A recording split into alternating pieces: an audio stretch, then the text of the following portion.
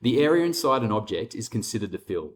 So to go through and fill an object, first of all, create the object. And here I'm just going to be using this box. So notice down in the color picker, we have the stroke and we have the fill. So to go through and change the fill, double click,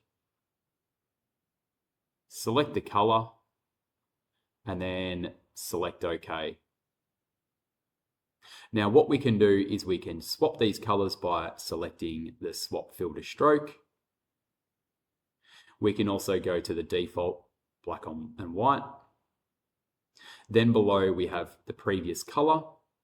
We can apply gradients, or we can apply no fill at all.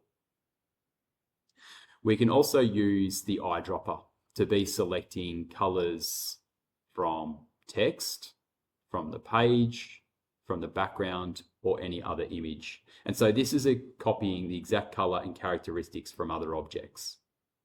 It might be copying the characteristics of the text. Additionally, we can go through and explore different color themes. And so good websites for that are Adobe Color and Coolers. And so therefore we can go through and be getting inspiration from color palettes and copying the hex code and then changing